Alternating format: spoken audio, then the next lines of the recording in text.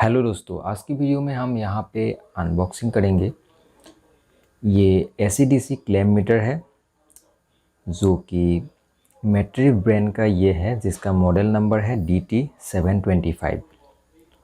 और इसका इस वेरिएंट के अंदर AC और DC दोनों करंट को हम मेज़र कर सकते हैं, जो कि हमने रिसेंटली अमेज़न से बाय किया था। और इसका प्राइस जो हमें पड़ा 2700 के अंदर। और अभी हम इसको अनबॉक्स कर लेते हैं। हालांकि मैंने इसको पहले ही अनबॉक्स कर लिया था। तो इसके अंदर हमें ये बैग मिल जाता है और इस बैग के अंदर ही हमें मल्टीमीटर और हमारा फोर्क, जो हमारा केबल कॉर्ड है, वो हमें मिल जाता है।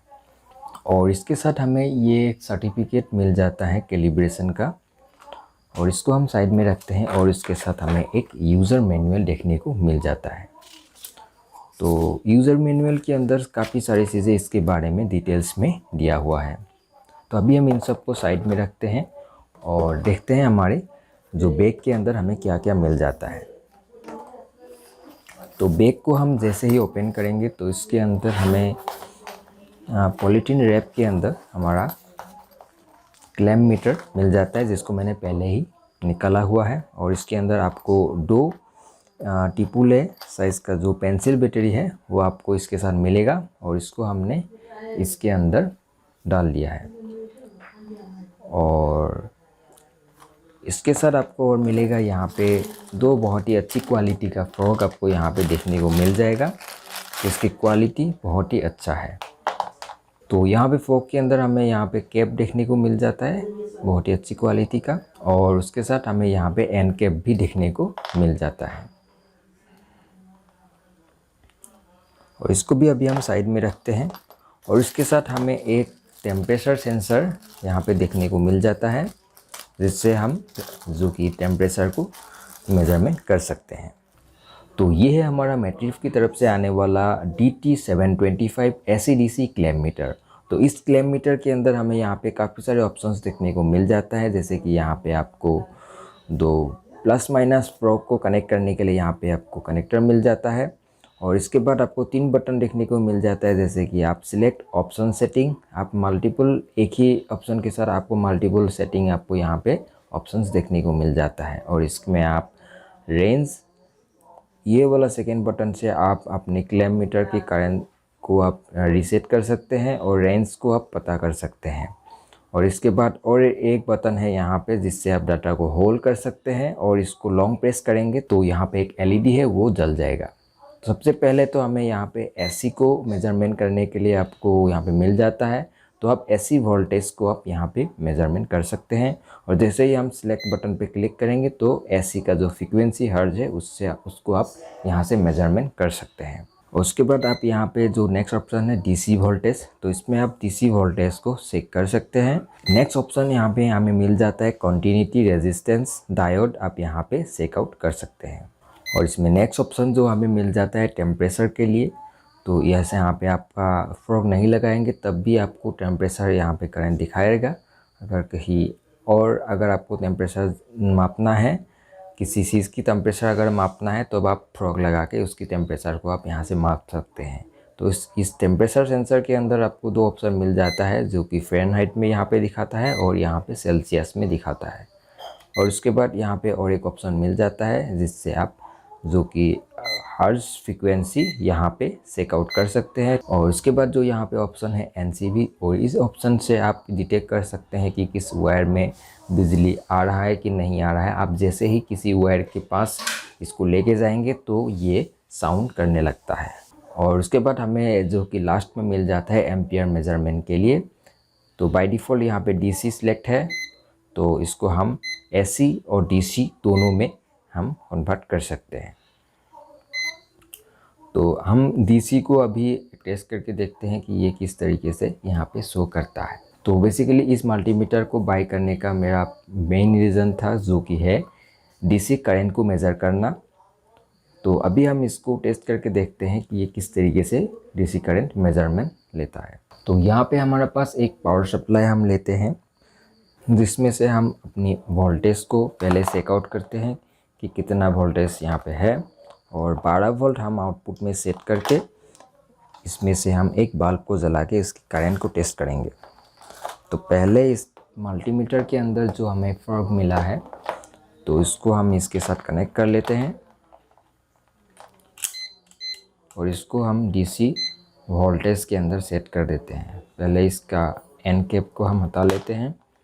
तो ये हमने हटा दिया और प्लस माइनस हम यहाँ पे लगा देते हैं और ये डीसी वोल्टेज के अंदर ये सेट हो चुका है। तो यहाँ पे हमें डीसी वोल्टेज देखने को मिल जाएगा। तो मैं यहाँ पे इसको कनेक्ट कर देता हूँ, प्लस माइनस। तो यहाँ पे आउटपुट में हमें दिखा रहा है 14.5। तो अभी हम इसको 12 वोल्ट में सेट करके एक बल्ब को जला के देखते हैं और इसका करंट को हम मेजरमेंट करेंगे। तो इस पोर्ट को हम रिमूव कर देते हैं। तो यहाँ पे हमारे पास एक बाइक का हेलोजन बल्ब है। तो ये वाला बल्ब हम यहाँ पे जला के देखेंगे और ये कितना एम्पियर कंज्यूम कर रहा है, उस हिसाब से हमें इसका डीसी एम्पियर किस तरीके से दिखाता है। तो अभी हम इसको एम्पियर में सेट कर लेते हैं और इसको रीसेट कर लेते हैं और इसका जो माइनस फर्क है उसको हम यहाँ पे डाल देते हैं और उसके बाद हम इस हेलोजन बल्ब को जला के देखते हैं।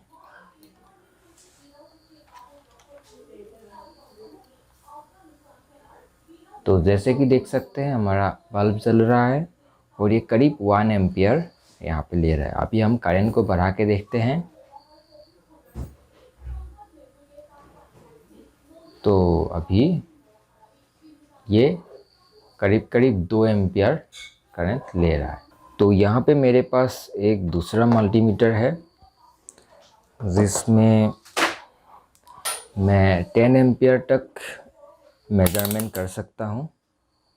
तो इसको हम इसके साथ से हम सीरीज़ में लगा के देखते हैं कि दोनों में हमें क्या वेरिएशन देखने को मिल जाता है। तो अभी हम इसका जो माइनस प्रोग है इसको हम यहाँ पे लगा देते हैं और ये वाला हम इसमें टच कर देते हैं। तो कुछ हमें वैल्यू कुछ इस तरीके से देखने को मिल रहा है। तो यहाँ पे हमें 2 एम्पियर शो कर रहा है और यहाँ पे शो कर रहा है 1.74। तो जैसे कि लगभग कुछ एम्पियर यहाँ पे कम शो करता है। तो कम एम्पियर है शायद इसलिए वो इतना डिटेक्ट नहीं कर पा रहा है। हाई एम्पियर में शायद ये स्टेबली शो करेगा। तो अभी हम करंट को थोड़ा कम करते हैं। तो जैसे कि देख सकते हैं दोनों में वेरिएशन कितना है, एक में 1.16 और एक में 1.43। और ये वायर्ड एम्पियर टेस्टिंग है और ये वायरलेस एम्पियर टेस्टिंग है जिसमें हम अलग से कर सकते हैं। और इसको हम एम्पियर को बढ़ा के देखते हैं। अभी यहाँ पे दिखा रहा है 2.34 और यहाँ पे 1.90। कुछ इस तरह का हमें यहाँ पे देखने को मिल जाता है। तो किस में ज़्यादा दिखा रहा है और किस में कम दिखा रहा है, मुझे लगता है ये वायर वाला में सबसे एक्यूरेट वैल्यू यहाँ पे शो कर रहा है और इसमें जो क्लैम्प मीटर है वो इतना एक्यूरेट वैल्यू शो नहीं कर पा रहा है। और जहाँ जहाँ केस में हम वायर टेस्टिंग को नहीं कर सकते हैं उस इस तरीके से, तो यहाँ पे तो हमें पास यही ऑप्शन है कि इसी से ही करना पड़ेगा। तो ये 10 एम्पियर तक ही चेक कर सकता है लेकिन ये 600 एम्पियर तक चेक कर सकता है। तो ये ख़ास बात है। तो इससे हम लगभग अंदाज़ा लगा सकते हैं कि कितना एम्पियर यहाँ पे शो कर रहा है। तो दैट्स इट गाइस, आज की वीडियो में हमने यहाँ पे ये वाला AC/DC क्लैम्प मीटर का अनबॉक्सिंग मैंने यहाँ पे किया। तो ओवरऑल मुझे ये अच्छा ही लगा है। तो इतने बजट रेंज के अंदर हमें ये मिल जाता है। और इसके अलावा जो भी DC क्लैम्प मीटर हमें देखने को मिला है वो 3 से 4,000 के बीच में आता है। तो इससे कम रेंज के अंदर तो नहीं आता है। ये छोटे साइज़ के अंदर बहुत ही बढ़िया तरीके से ये हमें मिल जाता है। तो इसलिए हमने ये वाला बाय किया। तो आज की वीडियो में इतना ही। तो मिलते हैं हमारे नेक्स्ट वीडियो में। तो अगर आपने हमारे चैनल को अब तक सब्सक्राइब नहीं किया है तो प्लीज़ हमारे चैनल को ज़रूर सब्सक्राइब कर लीजिए तो कि आने वाले हर एक वीडियो का नोटिफिकेशन आपको जल्द से जल्द मिल सके।